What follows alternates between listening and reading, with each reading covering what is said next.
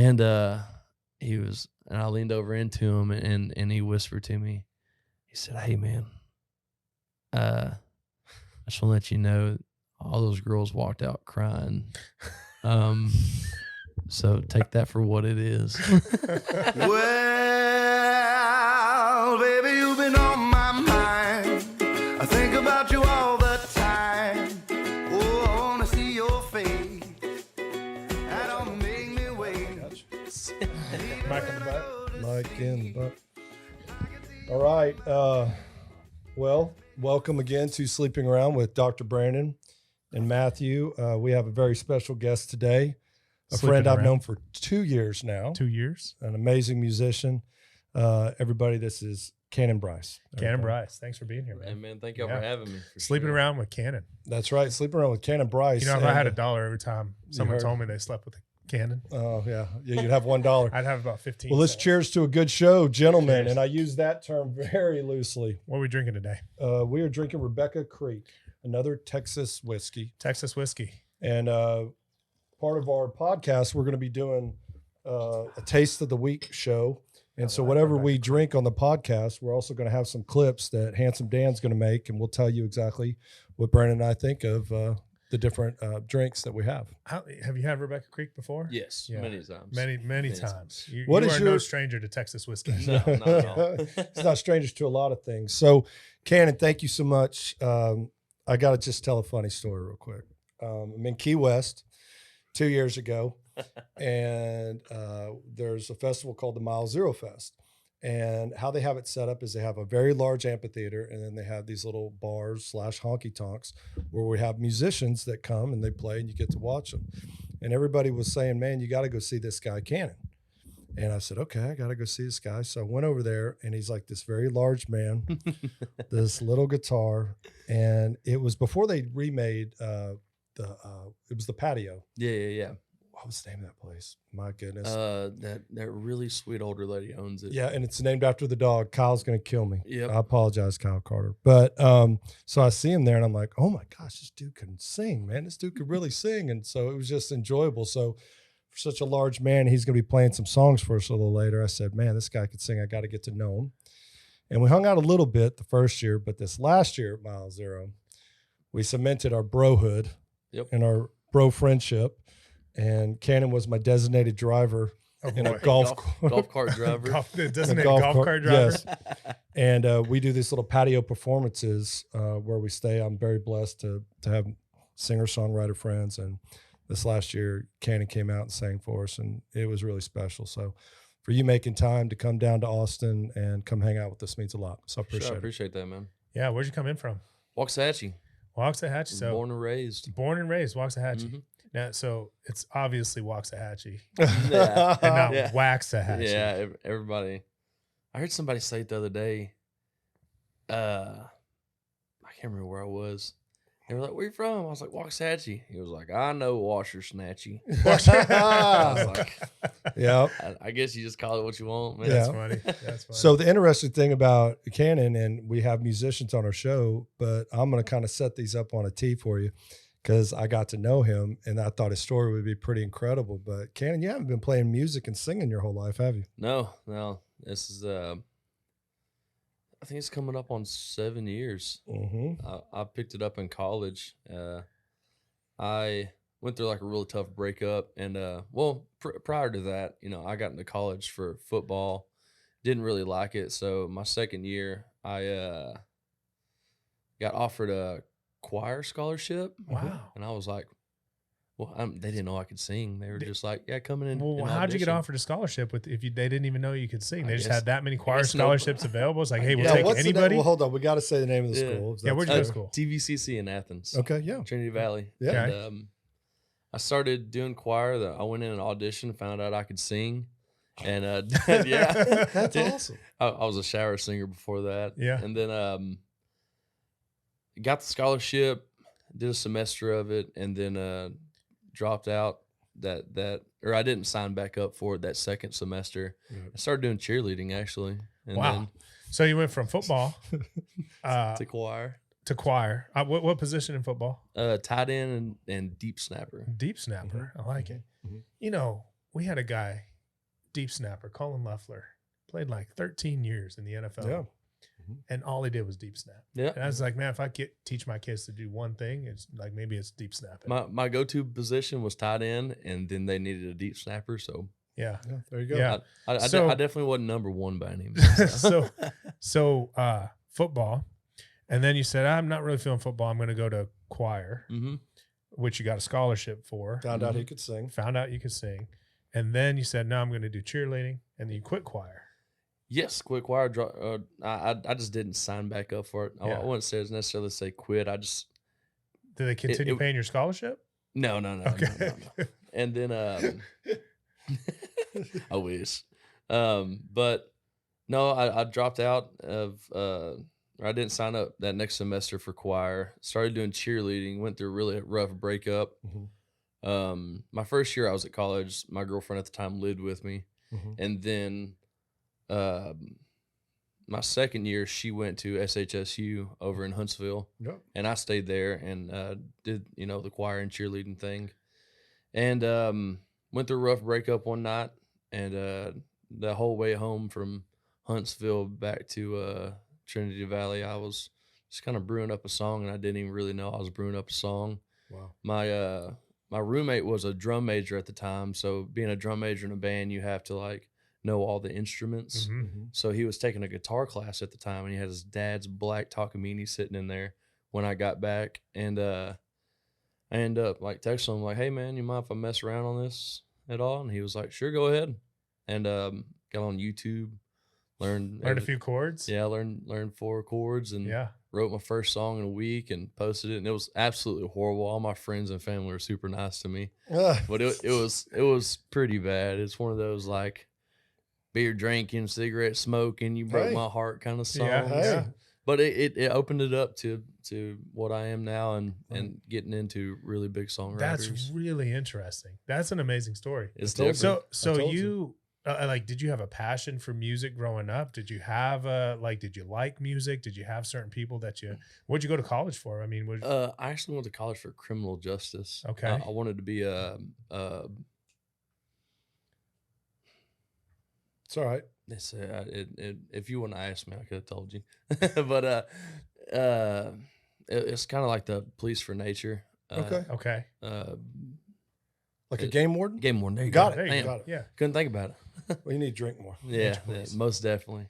But I went there for that, and I did that for 2 years, and then I got an offer in the oil field. Went to the oil field and did some Nice. oil field work. Dang. Made a lot of money. Spent a lot of money. Yeah. Yeah. Didn't come home with a lot. Yeah. Well, you look like old Phil White trash. Hey, I it know old definitely- Phil White trash, brother. I was a pipeliner Yep. for sure. Oh, damn, man. It was Man. when I tell you, man, it's contagious getting out there and making that much Mhm, money. mhm. Those Yeah. guys do make a lot of money. They do. And the part where I live in Louisiana. And I mean, that's what kids do. They graduate early, get their GED or get out so they could go offshore and work. Make money. I mean, Yep. they're making more money than generational money. And that offshore work is Yes, it is. some And it good does stuff. pay. But I want to get back to your music. And Yeah, I for think sure. Brandon was hitting on. So did you have any like your parents, did they sing? Was there somebody in your life that sang? Or did No. you just like music? So growing up as a kid, my Aunt Lynn, she was in a church choir, Okay. and she sang to me all the time, and I was not a very good singer, and she was. So I got to grow up being the person that got sang to all the time, Right. and I loved it, and I loved her for that specifically. Mhm. And then I got a little bit older, and my brother and his friends were, 4 or 5 years older than I was, and I had my brothers, like they're basically family friends, really close family friends of ours. I just adopted it from my brother. My cousin Jared played guitar and sang, and he sang, Aretha Franklin, Oh, wow. Stoney LaRue, Yeah. Chris Wow, Stoney. Stapleton. Now did he play in bars and stuff? Or did he Yes, gig- yeah. So he gigged. Yeah, Okay. the first show I ever went to that was like that was it was Jared Casey and Justin Guthrie. Mhm. They're 2 really good friends of my brothers, and Wow. I got to see them song swap in a place called Busy Bee in Maypearl, Texas. Uh-huh. And it was just that, like, you could tell like there was this, like dollar bills all over the wall, stop signs, yield Yeah. signs, like Uh-huh. that, Sharpie everywhere. Uh-huh. Like one of those like 200 capacity bars that just get packed out, and everybody's going to get drunk, Yeah. and you're going to listen to some good authentic music, Yeah. and it was Those are the best places. Yeah. He's like, I'm hooked. it, man. it, Yes. it sucked me in right. Sign me up. It made me love music way more than I ever thought I would. Wow. But I never knew I was gonna get into it That's until the choir thing happened. So you picked up the guitar that night watching YouTube. Mhm. You had this song on your heart as you're driving from Huntsville to Athens, and you're like, man, I need to, Get it out. and it's almost like a therapy, right? Mhm. Like you said, man, this is so getting your heart broke led you not only sitting here with us, but man, you've done some awesome stuff that we'll get to between, then and now. But did it seem to, you said you put it out on YouTube and your friends and family were kind. No, it was whenever Facebook was really popular. Oh, it's not And, right now? I'm just kidding. No. I wouldn't know. It was whenever it first started really striding. okay. And Give me a year, man. Remember, I'm old. Think of 2009, 2010. Handsome Dan knows. no, I graduated 12. See, young guys. I graduated 12, and I went to my first year of college 12, 13, Mm-hmm. and then my second year was 13, 14. So you're So, thinking- Okay. So we're like 7 years ago. yeah, we're about that's 7 what I'm years. saying, dude. It's Yeah. crazy. Yeah. That is crazy. So, yeah. So from that point, you wrote this song, put it out on YouTube, barely learned 4 chords, that's what it Yeah. sounds like. you know. I learned an obnoxiously amount of Casey Donahue songs, There's nothing and wrong that with it. I was like the biggest Casey Donahue fan ever, and I learned probably the first 2 albums Hey, like that. that's Yeah. your learning. Yeah. Yeah. And So then how that- long from then when you were like, yeah, I want to do this. Like, I'm going to Well, do it more. I started actually kind of writing more songs. I started watching interviews of Stoney and Ragweed, Cody Canada, Yep. Sean McConnell. Sean McConnell's a really big one on me. But I started figuring out what like real songwriting is, and like in-depth songwriting, and people that give a shit about it and love to do that craft of songwriting. So I started really digging into songwriting and telling stories, and it kind of just bloomed into a first show. The first show I ever booked was at this barbecue joint, and at the time I didn't know what the hell I was doing, so I didn't have like speakers, monitors, a microphone, Yeah. guitar cables, nothing. I showed up with me and my guitar, and I had zero idea. So I knew like 12 songs at the time. Right. So I just sat on this stool Mhm. out in this open area and just yelled at these people eating barbecue the whole time. And I was just like, well, I don't have a microphone, so I'm just going to scream as loud as I can. Right. And then about a month and a half later, my income tax came in, and I was like, I need to be more professional. I need to go buy. I need a microphone. Yeah, Yeah. definitely a microphone and a speaker.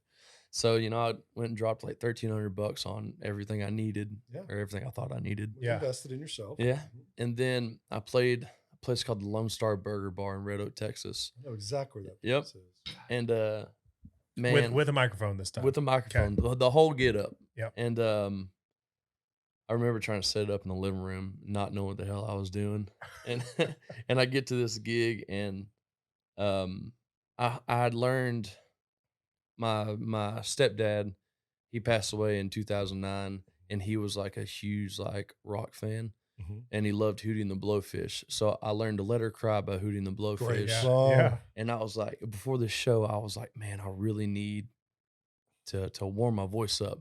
I'm gonna sit on the tailgate and sing this. So as I'm singing it, the owner of the bar and his buddy comes out, and I'm singing it, and I was still a horrible singer at the time. And his buddy comes out and starts crying while I'm playing, and like at the time, it wasn't that serious to me. So I was like, my bad, Yeah. and he tipped me like $100, and then I played the whole show. I had a bunch of friends come out, Nice. and just not because I was good by any means, just because like when you have good friends and a lot of They people that support come out you. and support you, Yeah. And Well, I think too, you keep hitting on some key things, and every time we have a musician in here, I'm fascinated by the process. So I apologize to our viewers, but I'm fascinated. So we've asked a couple of different ways. When you write, how do you write? Is it a yellow notepad? Do you do memos? Do you have to be in a mood? Are you structured? Does it just come to you? We'll get to the sleeping stuff. Do you wake up in the middle of the night and want to? I envy people that can sit down and write something out of nothing. I envy people that can do that. I like to think I'm more like an artist, like a painter. Like I have to be moved. I have to feel something. And every time I've ever tried to sit down and write something without, being moved or inspired, it always just comes out like shit. And then I hate myself, and I'm like, oh, why did you even waste your time trying to do this again? Because you've already done this about 13 times and it never works out. Right. And I just kind of wait till it happens. Okay. It kind of finds me, which we'll get into one of the songs that I'm playing tonight. I'll explain Cool. kind of that feeling of how, because that's the first time I've ever really had that happen to me. But I kind of just let the song come to me, and more so be a voice for the song than me writing a song. So when you're inspired like that, then do you go, oh man, I don't want to forget this, I write it down, or do you have the guitar? You go straight to it? And... It just depends on where you're at. I've had a full-time job pretty much every time, or the whole time I've been playing music. So, if I'm at work, I'll definitely, jump on my memos in my phone. Okay. And, before I was an iPhone user, I carried journals around everywhere with me. Right. Right. And, sometimes I'm just lucky enough to be sitting around a guitar and happen to pick it up and start writing, which has happened with a few songs here recently that I'm really in love with, and I'll play off for sure. Nice. So how do you, like, I guess, do you ever find like you're in a dry spell? Where you go, like, does inspiration come, in clusters, or do you find that you go weeks or months without feeling it? I'm definitely like a month writer. Like 1 month I won't have anything. The next month I won't even think about writing. The month after that I'm just listening to songwriters trying to get into it. And then 1 week it just comes to me where I write 2 really good songs, or a good song and a bad song, depending on your judgment of a song. How many, like, out of all the songs you write, how many do you think end up being good songs? It's kind of hard to say, because I don't want to sound like a... No. You're like, all of them. like I'm a ass badass motherfucker, so all my songs are good, bitch. Yeah. Well, the cool thing about it is, like, every song that I've written, I absolutely love, because I do wait for that moment where it moves me. Yeah. So I love that. I don't like being fake whatsoever. I like being completely 100% authentic. Yep. Whatever comes to me, that's when I write it down. That's when it moves me. That's when I'm inspired the most. And, sometimes I'll step away from it and come back when I'm inspired again. There's been songs where I wasn't as inspired when I wrote it the first time, but I had kind of enough juice to go back and finish it and know what I was doing with it. Wow. To sit down and actually finish what I had going. Well, and again, number one, I'm going to state this over and over, no musical ability. I think I have big ears for a reason. I tuck them right now, but I love listening, right? And I think when I speak to friends of mine who are singer-songwriters or musicians, Brandon and I had the blessing to go out last night to the Saxon and go see Bonnie Bishop. Oh my God. I actually have a story. Once you're done, I have a story. Oh, please just let my heart be still for a second. I love Bonnie, but it's almost like they're children. And so her songs are like her children. And I got to speak to her last night, and I've heard many musicians say that. So it's almost hard to say, because you heard them earlier. Oh, that song wasn't that good. My friends, but it's still your baby. Oh yeah. I mean, I don't have an ugly child, but if I had an ugly child, Handsome Dan, for example, if Handsome Dan was my kid, I would understand. You still love Handsome Dan. Yeah. But I'm just kidding. But please tell your Bonnie story. I'm sorry. Yeah. No, you're good. You're good. So, it's kind of a sad story. Not too long ago, Kylie Ray Harris, everybody knows, she kind of got into an accident and passed away. And I was thankful enough to get off work in time to go to her funeral. Right. Miss Holly Beth is a huge fan of Kylie Rae. Yep. She still believes to this day that Kylie Rae has so many songs that they could have been some of the biggest ever. Right. And I'm a firm believer as well. Mm-hmm. But Bonnie, I saw Bonnie do the absolute best version of Amazing Grace I've probably ever heard in my life. I believe that. Yeah. And I'm getting chills talking. Me too. About I got it on my. In Louisiana we call them flissons, but yeah, I got them. Oh. And my mom always told me there's never going to be a better Amazing Grace than Alan Jackson. Mm-hmm. And I was a firm believer till I heard Bonnie Bishop do it, and I cried like a little baby, of course. Yeah, sure. And she sat up there and it wasn't nothing just like extravagant. She didn't like do anything out of the ordinary. It's just her presence, her voice. There's something about those situations though that really move you when you have, I think about when I was in college. This was way back when I was probably 19 years old, 20 years old. Mm-hmm. My granddad died, and he was young. He was only 63, 64 at the time. Mm-hmm. And I guarantee you he had sleep apnea. I know he did. We'll talk about that later. Yeah. But my grandpa, I remember going around the country, and he had an RV, and we'd go on these trips. We'd travel, in the summertime, and we'd go and do these things and go to these places, and we'd be driving.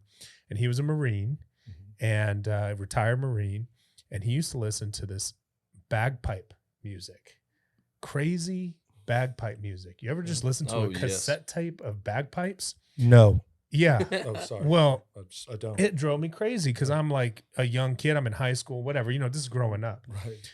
And, Grandpa, why are you listening to that awful music? Grandpa, that stuff sucks. Grandpa, like, what are you doing? My ears, Mm-hmm. And so Grandpa died. And I go to the funeral. Yep. I'm in college. I leave. I actually, I had to miss a game. I played football in college, and I missed a game, and I went to the funeral. It's in California. He has the 21 gun salute. Mm-hmm. And here's what happens. And I'm holding my shit together as good as I can because I'm with my grandma, and I'm sitting next to grandma. Right. Funeral duty comes over. Those young men fold the flag. They do the thing. It's on top of the casket. They fold the flag. 21 gun salute. Mm-hmm. Walk over. It's the military. It's an amazing thing. The way they do and treat their people. And I remember this like it was yesterday. It's 20 years ago. Mm-hmm. Hand my grandma the flag, mm-hmm. and say, thank you for your husband's service. Yep. And I'm still holding my shit together. I'm fine. Everything's fine. I'm keeping it good. Right. The second she grabs that flag, yep. Guess what I hear? Yep. The bagpipes. Yep. Turn over there. There's a motherfucker in a kilt, Irish, like Scottish kilt, and he's playing taps mm-hmm. on the bagpipe. Mm-hmm. I've never cried so much in my life. I've like lost it in that moment because the music, and that's like, music drives emotion mm-hmm. in those settings. And I think, one of the reasons we started this podcast, Cannon, is Brandon and I share just a love for music. And it's in those moments and my friendships are all these really ridiculously talented people, that can pull at my heartstrings. And there's always a moment, and Brandon, you gave a great example. I appreciate you sharing that, brother. Yeah. Where like music transcends. So for the Alan Jackson version that you heard, for that moment was good, but now Bonnie Bishop's in your head. So when you hear Amazing Grace, it's good. I think this is leading us to the perfect point. The first time I heard Cannon play, what I like about my friends is that they kind of tell a little lead up before they play a song. And I would like to take a moment, if you're comfortable right now, I'd like to hear a couple of your songs or one of your songs now. Oh, hell yeah, man. I'd love to. Okay. Handsome Dan, come on, do your thing. Your guitar's set, right? You ready to go? Yeah, I'm ready to rock and roll. Handsome Dan will hook up and we'll turn our mics off, brother. Appreciate it. This is a newer song. This is one that I'm really kind of holding on to till the right moment, I guess I'd say. Well, thank you.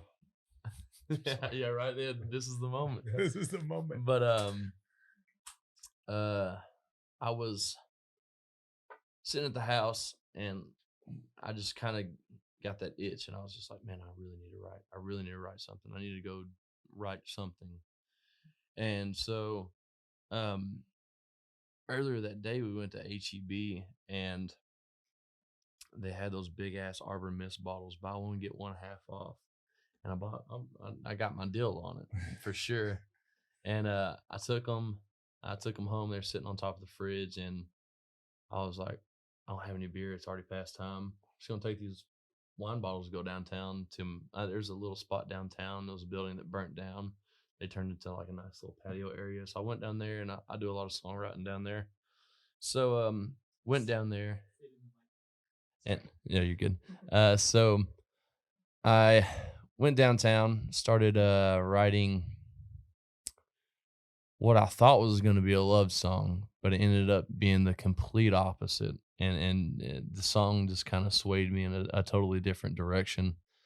And I just like smashed these 2 big bottles of Arbor Mist and wrote this song, and it was definitely worth the headache the next morning. But I think this song is going to be called either 3 a.m. or Matthew Allard's my best friend. Yeah. Either or. Yeah, or Matthew's my best friend. It doesn't have a name yet, and I tell everybody that every time, and because I guess I'm just not smart enough to come up with a name before I get on stage. But yeah, here it is.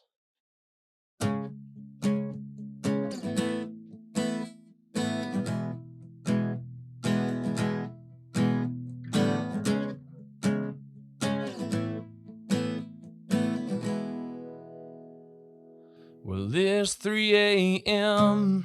and I know you better now than I ever did. I can see how it all turned around. Anything I ever said, and you know the right things to say, just to tear me down. Yeah, I know you better now. And I know that you're gonna say that you're sorry, but you can go ahead and say that you didn't mean it. But it's too late to say the things you say to save your ass every other day. I don't want to hear your lips calling me baby, and they won't, and yeah, you won't, until I'm leaving.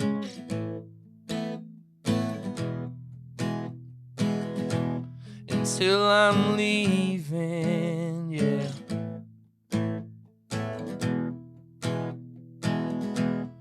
Nothing's changed, I can see it in your eyes.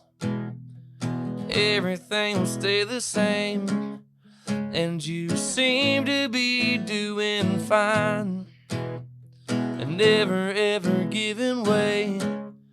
Yeah, I've heard it 1,000 times, every single different way. You will never change. And I know that you're gonna say that you're sorry, but you can go ahead and say that you didn't mean it. But it's too late to say the things you say to save your ass every other day. I don't want to hear your lips calling me baby, and they won't, yeah, you won't, until I'm leaving, yeah.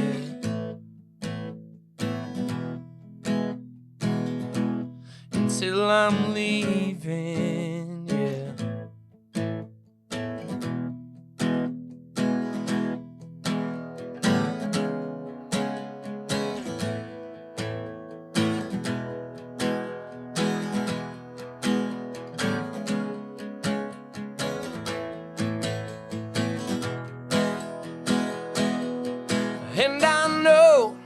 that you're gonna say that you're sorry. But you can go ahead and say that you didn't mean it. But it's too late to say the things you say to save your ass every other day. I don't want to hear your lips calling me baby. And I know that you're gonna say that you're sorry. But you can go ahead and say you had your reasons. But it's too late to say the things you say to save your ass every other day. I don't want to hear your lips calling me baby. And they won't. And yeah, you won't. Yeah, they won't. And yeah, you won't. Until I'm leaving, yeah.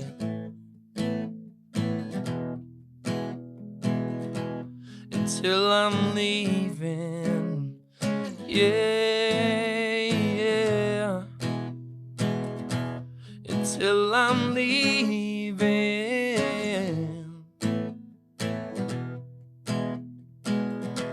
Until I'm leaving, yeah, yeah.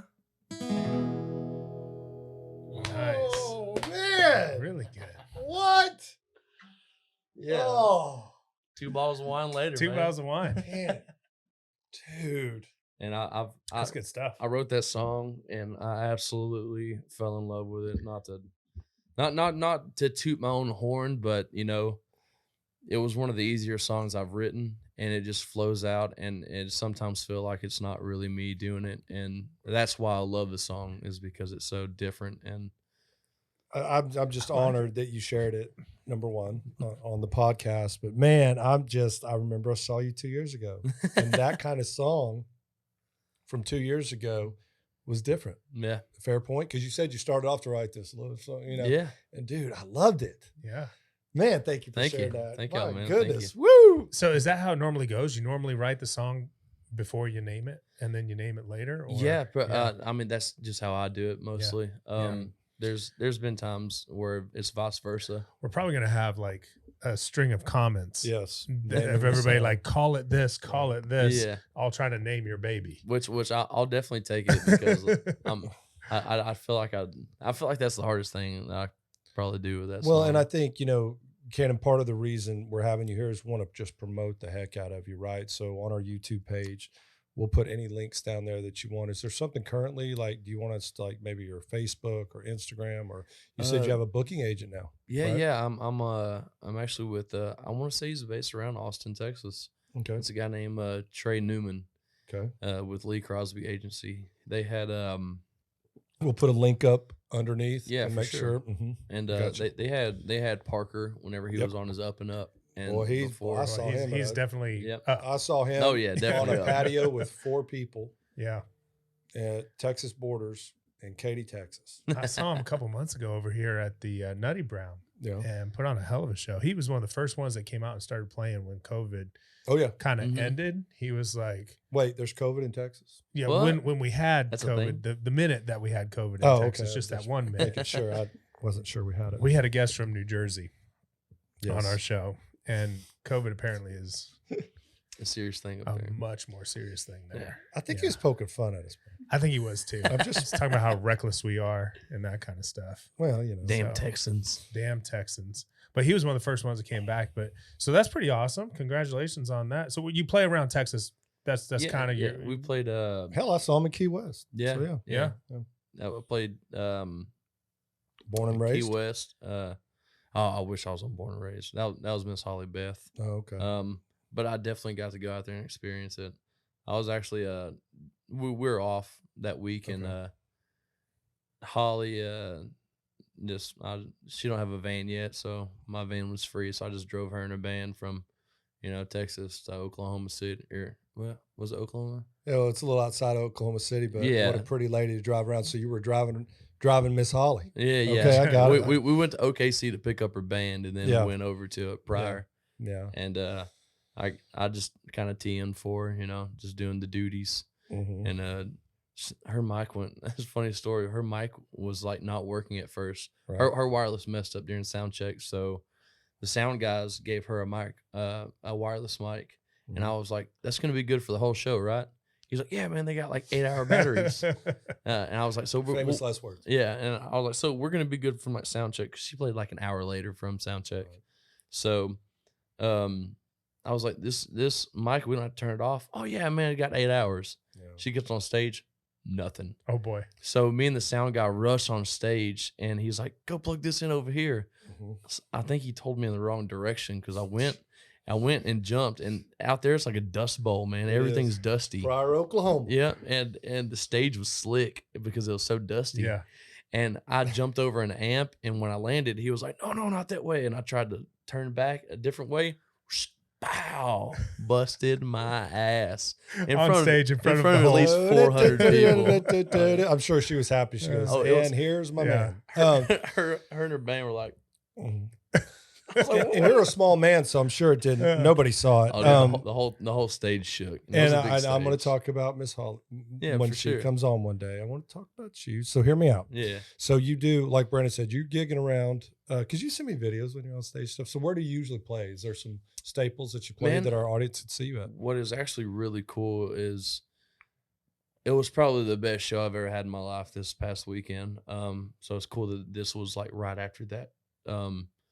We got to play Kane's Ballroom. Love Oh, Canes. up in Tulsa. Yep. Yeah. And probably the best feeling I've ever had coming off Canes is a stage. cool gig. You've been to Canes? I sure have. So I used to live in Joplin, Missouri for Mhm. a while. I like to call it misery. I probably shouldn't say Yeah. that, but Joplin, you Missouri. already said it. I already said it. Dan, bleep that out. And it, I loved living there, but I like the winters, the tornadoes, the storms. Like I couldn't take it. I had to get back to Texas. Yeah, because they don't have winters, but- storms. yeah, exactly. Because you got to be able to golf on Christmas. Yeah. But Fair point. if you want to go somewhere from Joplin to like see a movie in an IMAX or like fly like an airplane somewhere, you had to go to Tulsa or Kansas City. Yeah. So I went to Tulsa a lot. So the views of Dr. Brandon do not reflect that of Hanson. If you Band, want man. to see a concert, a good concert, you go to Tulsa typically. Yeah. So we went to Tulsa a couple times, and I got to see some shows in Canes that were freaking awesome. Yeah. I got to see the Black Crows. Oh, at that would have Canes. been a good show. It was phenomenal. It was packed. It was awesome. But playing there is like a cool deal because that's a historic place. It is, and I'll probably give y'all some insight. Oh, I love insight. on this Come on, brother. podcast. Not Thank a lot of you. people know this. They told All me right. this, so All right. y'all keep it a secret. All right, we'll keep it I won't secret. tell anybody. Yeah. Right now, we only have 3 subscribers. So All three of y'all listening. Yeah.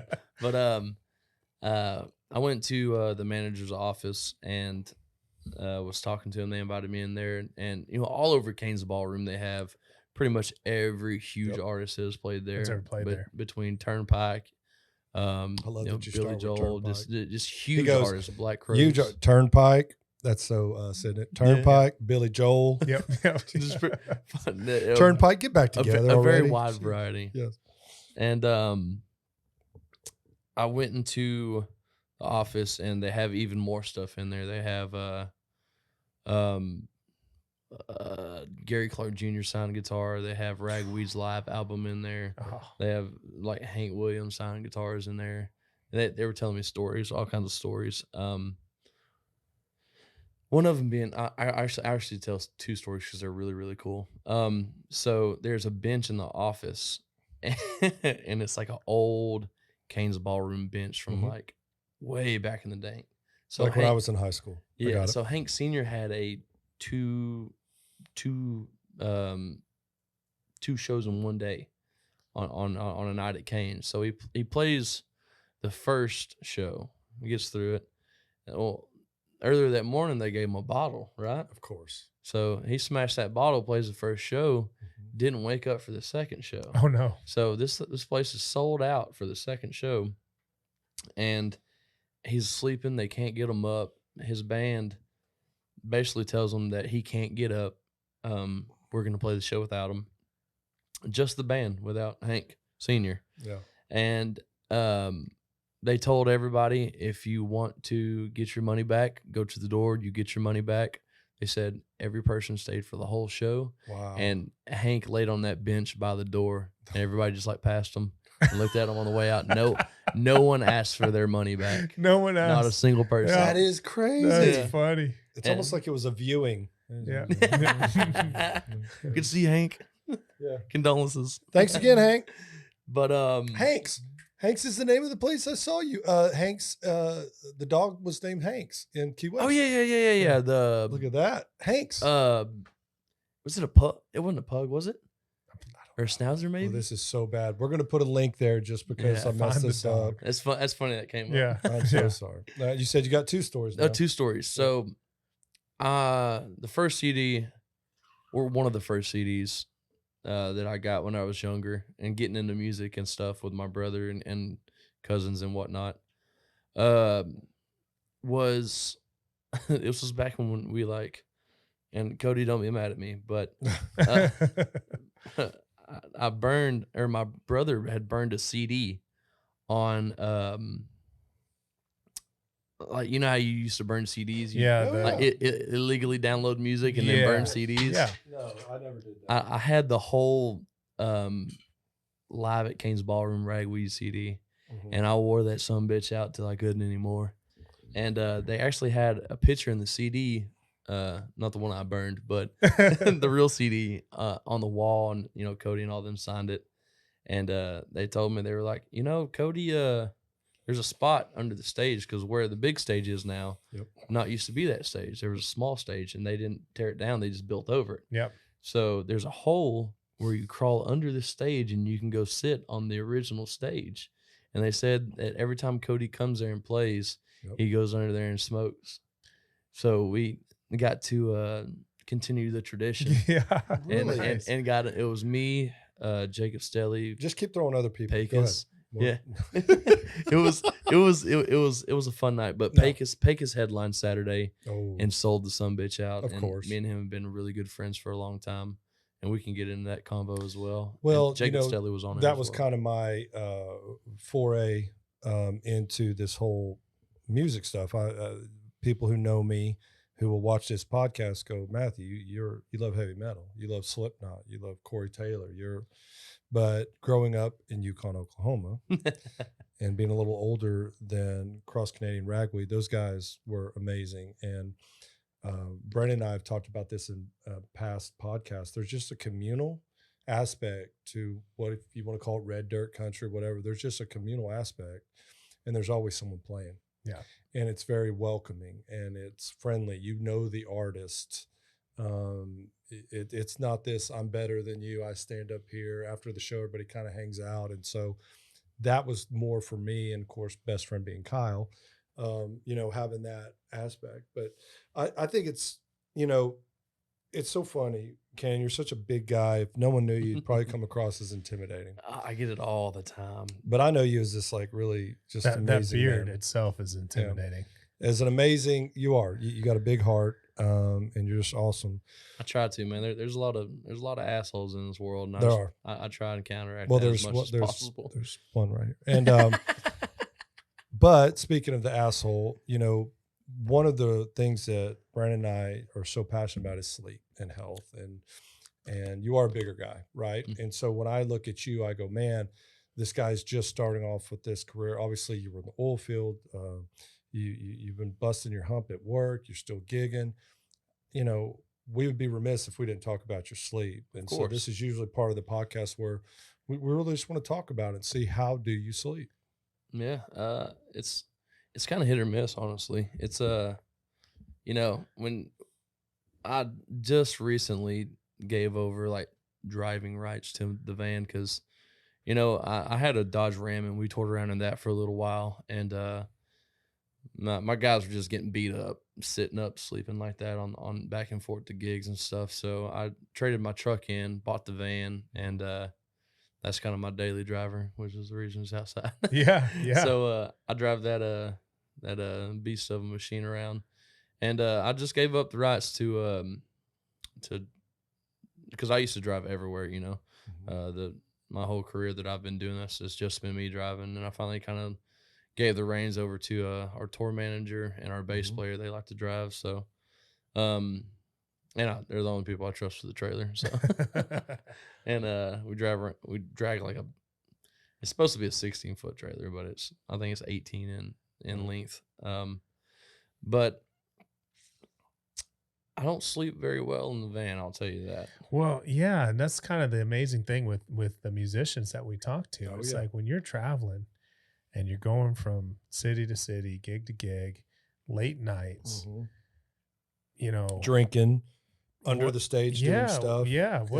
I mean, how do you fit it in? Is, you know, do you make it a priority? How do you fit it in? What's your average? Like, and then, you know, because obviously it probably impacts you. Like, I'm sure after a long weekend, if you do 2 or 3 gigs in a week, you're probably dusted. Man, used to, and I think it just started. And you're still a young man, so yeah. I'm only 27, so it's not too bad. But it's definitely starting to catch up, you know. And before, I think when quarantine happened and we were getting a lot of sleep and we really couldn't do anything, then I think I started getting used to getting a lot of sleep. But before that, I kind of had this mentality of like, if I don't make my sleeping schedule a requirement, then I really don't need it as much, and my body adapts to it. Which it kind of was like that. Well, so that's true. Yeah, you know, because the human body is incredibly adaptive, very adaptive, and so it adapts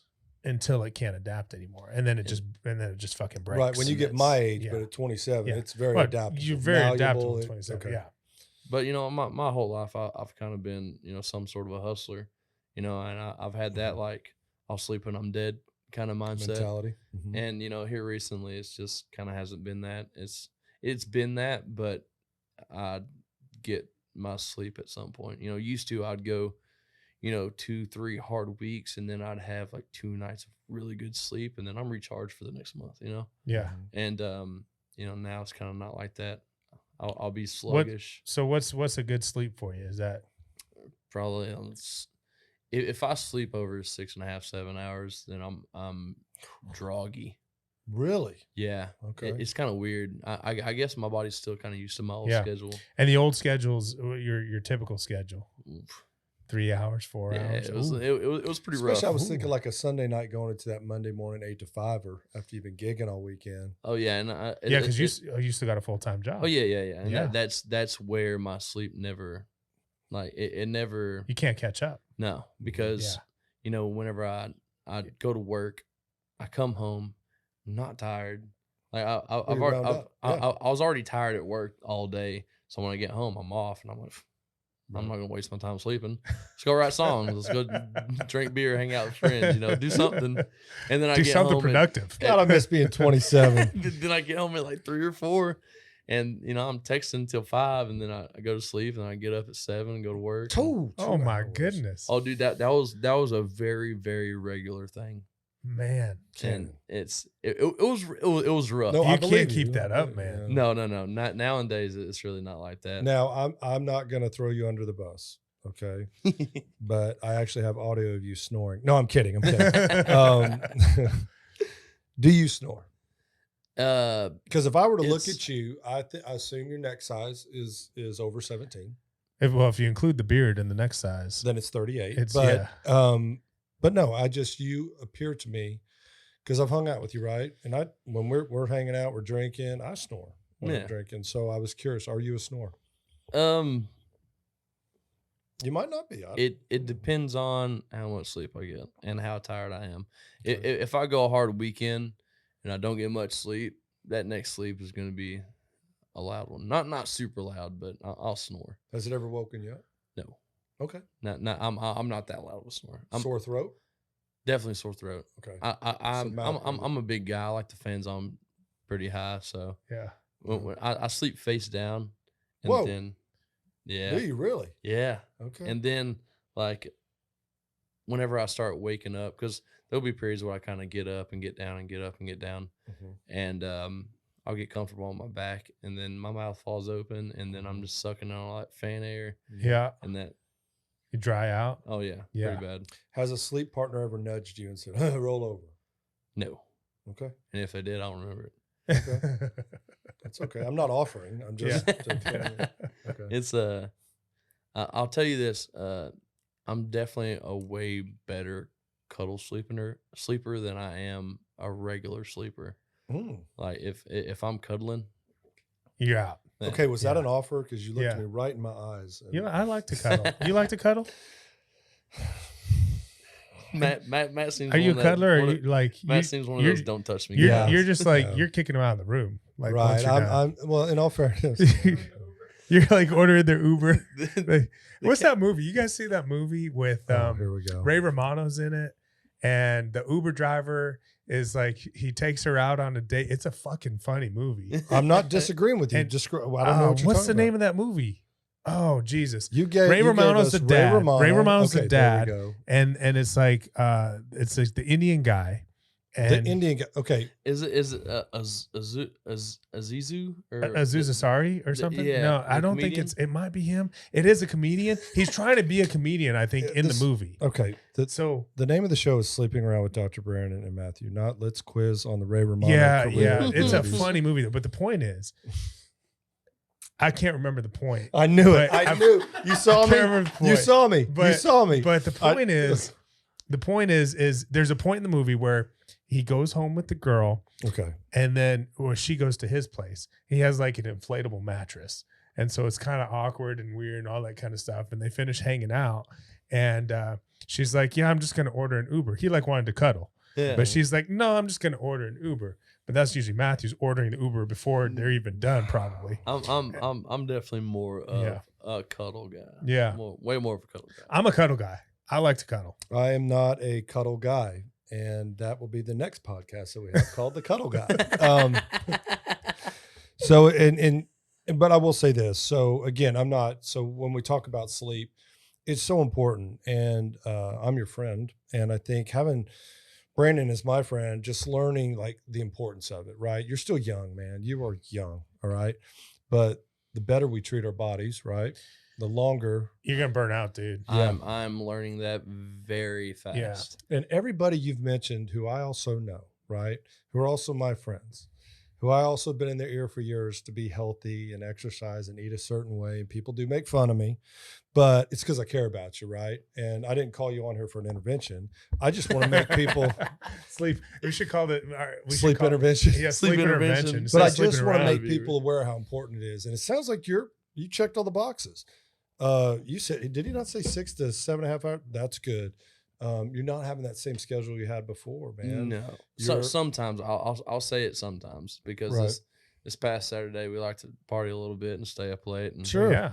I think we went to bed around. Honestly, I was pretty drunk. I really can't remember. Probably like 4:35. That's when maybe. I get up. And then I got up. Then I got up at like 8. Yeah. So. Jeez. And you just ready to go? You still rock and roll, man. Rock and roll. Jesus. Speaking of rock, there was a day where I just can't do that anymore. That's not true. I was hanging out with you last night. Well, true that, but not till 4:30 in the morning. I'll say this: it's definitely kind of more the go-getter attitude than I am like bright-eyed, bushy-tailed. Yeah, it's more like that. I'm up, and once I usually get up, I don't go back to sleep. Okay. So if I'm up, I'm like, fuck, let's get it started. Yep. Yep. Wake the band up, get everybody in the van. Well, and I think there's like a couple different versions of me depending on who you ask. But I think when I'm on vacation, man, you've witnessed it. We're all out, man. It's going good. And my sleep patterns get thrown off. But I know going into it, right? I'm like, man, I need to take care of myself, right? But during the weekdays, when I'm talking with musicians, like y'all's life is just the schedule's crazy. It's different. weird. Yeah. Brennan and I have been fortunate enough to talk to a few of them already. And it's so funny, like our schedule with, we're 8 to 5ers. And then although we're doing the podcast now, y'all are night owls. And either you've always been a night owl and you became a musician, or now you are a night owl. Mm-hmm. I'm curious, do you stay on that same schedule? Because you said something that triggered me. do you stay on that same schedule, even though, let's say you gigged all weekend? Like you say, you stayed up, text till 5, get up at 7, you work your 8 to 5, you're tired all day, but now at night you're up. So it sounds like you keep that same schedule going. If I don't fall asleep at 12 or 12:30, around that 12:30 to 1 o'clock, I'll be up till 4. Wow. You're like, F it, I'm up.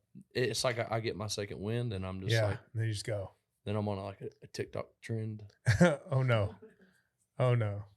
Okay, he just admitted it. So I think one of the things Brandon, Handsome Dan, is working on our TikTok page right now. They told us we needed one. Yep. Definitely need one. And you never know when a good moment's going to blow up for everybody. Well, I think we had one earlier, but I think no, but I think just looking at screen time and stuff, that's also something that I've been, hanging out with Brandon long enough. That's something he does advise, right? He'll advise a patient like, hey, if you're feeling tired and you're kind of anxious stuff, don't pick up that phone because now you got the screen time. I've watched, I've seen stuff just like that as well, but I'm a very antsy guy. And like, people can sit and drink. I'm not a big sit and drinker. Like I don't like to sit and do anything unless I'm trying to sleep or watch a movie, Okay, so you're moving. So like I want to do something 24/7. I appreciate you sitting down for the podcast. Yeah. No, it's awesome. So what are you working on now? Like what's new? Like what's like you writing some more songs? You got some new stuff coming up? What's been happening? I've been writing over the past couple of years. I think we released our first album before I had a band. I was kind of in that new stage where I was just acoustic trying to put a band together, and I felt like I needed an album to get things kick-started and get music to where my band can learn it like that, and I can do full band shows. So make some money. Yeah. And I did it, but it was that songwriter kind of country-ish Texas country vibe that I had whenever I first started, which I absolutely loved, and Texas country got me kind of into this music scene. But then I got my band, and I was raised on rock and roll. That's just I was raised on classic to alternative, and past that I got into punk rock, and then after that I got into the Alan Jackson, George Strait, Shenandoah, to the Texas country guys like Stoney and Wade, and so I kind of figured out that I love the rock and roll aspect more than I do the country stuff. So I rushed with the country album. Sure. And people know me for the country album. Right. So this new music we have coming is a little bit more of that edgy rock and roll. Would you say like Blackberry Smoke? Would you say it's more Leonard Skinner's type? What I'm trying to do is I'm trying to call it dirt rock. I like that. So we'll call it that. Before that, it was country with a little hot sauce, and then dirt rock just sounds. I like dirt rock a lot better. Yeah. So it's just like that red dirt Texas country songwriting with the rock and roll aspect. So you don't necessarily lose that down home songwriting from like Ragweed and Randy Rogers and all these guys, but it's also not going to be as country as those guys. Right. You take the lyrics from here and the music from here, and you take them into that. Are you able to play us something from that on acoustic, or is it something that you need to be plugged in? Yeah, definitely with the band. I get that. No, I totally get it. Yeah, I totally get it. This is I kind of came into this having 2 songs that I really wanted to shine some light on. I played them at Born and Raised Fest. They threw me up on stage and so you did play at Born and Raised. Yeah. I just wasn't on the bill, but I did play it. I did play it. And so you got something for us you're going to play? Yeah. Right, let's do it, man. I'll get you some ice in that drink. I'd love that. Gotcha. So this is one of those songs where I just kind of let the song kind of live through me more so. Growing up, I had my mom, and that's kind of really all I had. Of course, I had my aunts and my uncles, but my mom was my sole parent, and so I was a mama's boy growing up, and I watched a lot of my friends go through that process of like going back and forth, every other week between mom and dad, and all the challenges that kind of come in between that. And the song just kind of came to me.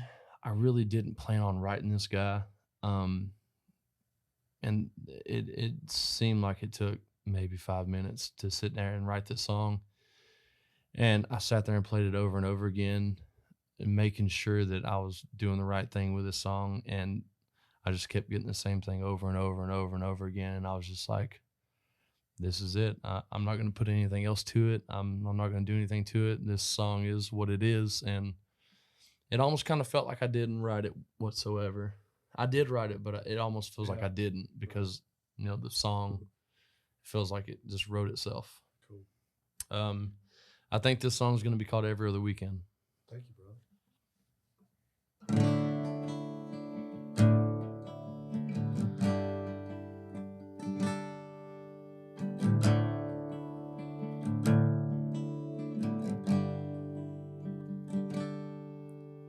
One more day is all I had, and I wish more for dear old Dad, and he wished for the world in my hands. All I want's for him to see me and Mom in what could be the best we ever had. But stubborn hearts never could have been every other weekend. Every other weekend.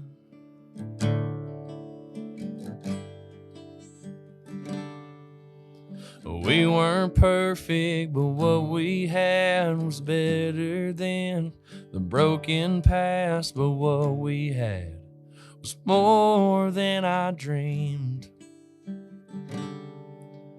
I wish Mama could have seen that being right just ain't the key, but loving more was the answer to it all.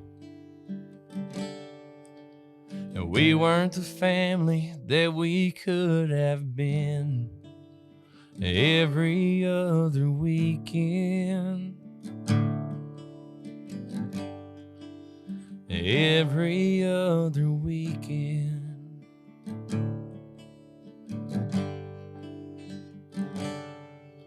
Well, being glued just ain't the same when two hearts head for change. You wish you had the answer for the end. Every other weekend.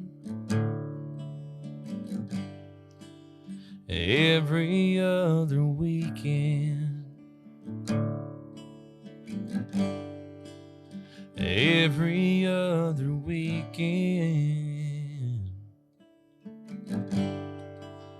Every other weekend.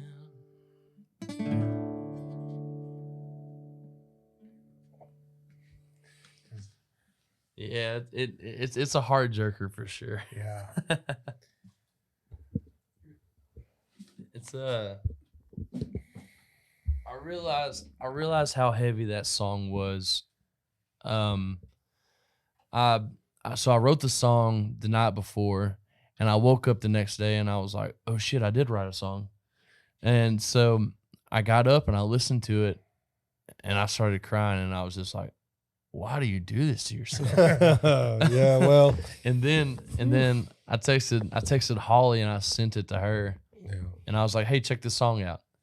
And she was one of those kids that went through the 50-50 custody thing where she went back and forth between mom and dad. Yeah. And she still loves them both to this day, and they're both in her life, and they're great parents. I've met both of them. And but I sent it to her, and she FaceTimed me just like, pretty heavy. Well, and we're going to change your mics out, so I'll talk, but I won't speak for Brandon. Brandon and I are really close, and getting the perspective of the father, that was a beautiful song, brother. Appreciate that, man. The person who's been divorced and doing that 50-50, So I appreciate the song had a little different meaning for me. Yeah. And it's I just after I wrote it, I wasn't absolutely in love with it until it just kind of hit me. It was just like, I mean, I loved the song, but I had more of appreciation for it once I realized that, like, I was like, man, I can never cut this song. This really isn't my kind of genre. I don't know what I'm going to do with this. And I was like, there's always been songs about, the guy's an asshole, the girl's an asshole, and, he did me wrong or she did me wrong. But, the kid's kind of stuck in the middle, and the kid doesn't have a voice, and there's not a song for that guy or that girl, The kid's just sitting there, where's his song at, And it's just, it was cool being a part of something that not only that I haven't done but something that I haven't seen somebody else do as well. Yeah, it's sorry to bring it down. Well, no. Yeah, just fucking A. Yeah, we're open. So it's but that's so many. I think so many people can relate to that. I think people can relate to that because that's how they grew up. Like Holly. People can relate to that because that's what they're dealing with their kids. I got 2 kids, and I'd love to have them 50-50. I get them 40-60. Yeah. Yeah. And and that's kind of the thing, you always worry about that and how's this going to affect the kids and and so, but that's, again, we go back to how songs move people and how songs, create that instant connection. And I think I felt it. And that's a great thing about, and again, I just love, it's a magical thing, man. I love music, and I love how it doesn't matter where you're at, what side of the line you're on, where you're from, who your mom is, who your dad is. Like, music brings people together. It's if like you're a UT fan or no U fan. Music and sports brings people together. Sports. It does. I agree. It does. I agree. It was really cool because I'm biased, and I feel like Holly is biased between what songs are great and what not are great, and what. So whenever I sent that to Holly and it hit Holly like it did, I was like, Holly's kind of biased. She loves anything I write, not anything, but most of anything. She has to. Yeah, but we did a song swap in Fort Worth not that long ago at Filthy McNasty's, and there were some people in there came in and was watching the show, and there was a group of 4 or 5 older ladies, not old ladies, but kind of middle aged. They like were my age, you could say it. They were. I can't remember if they were in a divorce party or a bridal party. I'm pretty sure it was a divorce party. It was like 50-50 freshly divorced, 50-50 chance. So they just happened to walk in right as I was like laying this song down. I was like, it was my first time playing it for the public too. So I've never played that until that night, and I was just like, I'm drunk. I'm kind of running out of songs. Let's just throw this out there. I got it. And I was playing the song, and the whole time I was into it. I was feeling it. My eyes were closed, so I didn't really see anybody's reaction. Right. But right as I was ending the song, my buddy Skylar, it was me, Skylar Payne, and Shelby Stone, and Skylar was in the middle. And right as I was ending that song, I saw him in the corner of my eye. He was leaning over like this. Yeah. And and I leaned over into him, and he whispered to me. He said, "Hey, man, I just want to let you know all those girls walked out crying. So take that for what it is." These girls came to have a good time. I know, and I ruined it. You totally ruined their night, man. We get crazy. We got penises out and everything. Dude, Men suck. I think one of them had like a necklace of dicks. Yeah. Oh, so well, I can then tell you that it probably was bridal part. Yeah. Shower. They seemed more of a divorce kind of group. Yeah, it could have been both. They're like, yeah. You know, Anyways. Either way, you you don't ruined need their them. night. Yeah. No, But they actually came up to me afterwards Okay. and gave me a hug and said it was a great song and this and that. And Yeah. I think at Born and Raised Fest, I don't know if they walked out because I sucked or No. or if they walked out because it was a sad song. But I like to think it Yeah. was a sad At a lot song. of the festivals that I've been so blessed to go to, that's when you go get a beer. When you've been through what I've been through, it's like, I don't want to cry again. I'm Yeah. yeah. Get a beer. Time to get a beer. And for the record, I do warn people before I do that. For the Yeah. Yeah. Well, I'm excited, Canaan. I can't thank you enough. I think, obviously, I've been a big fan of yours since I met you. You've been a really good friend, man. Thank you. And, man, you're so talented. Is there anything else you want to plug before we do our last cheers and say goodbye, brother? Twitter, Instagram. Where do we Okay. find you? Yeah, where do we So find Twitter is just Canaan Bryce. It's at just Canaan Bryce. you? Okay, I did that because all my friends were like, "Oh, it's Canaan Bryce." I'm like, "It's just Canaan Bryce." there you go. I like And that. on Instagram, it's Canaan Bryce Music. Facebook, it's Canaan Bryce. Mhm. YouTube is Canaan Bryce Music. Okay. I think And it's what pretty we'll do much is it. if you look down on our YouTube page, all the links will be there. So Yeah, for sure. definitely. We'll link everything. And man, I'm looking forward to so we got a timeline for the new album and when we can hear some of this dirt rock. So we're yeah, we can actually get into a whole conversation again if y'all like. But There's plenty of whiskey left. yeah, I was about to say, I guess we'll just roll into it. So back in quarantine, we were actually working on the new EP, and we went in for 2 days, got most of everything we needed done, and quarantine happened. And so, everybody was on the scare for, Sure. Yeah. COVID-19. And I didn't know you recorded up in New Jersey, but that's cool. Go ahead. yeah, right. Just kidding. This was when Texas kind of had to sit back and go, Hey, I was "Okay, scared. No, okay, when everybody's it first doing it." came out. I mean, it was. I'm pretty sure I had it before it was cool. Like Yeah. it wasn't COVID-19. I at the had time. COVID And before COVID wasn't cool. but Barberman Joe, anybody? Okay, never mind. That's really old. we I'm really old. we were going in.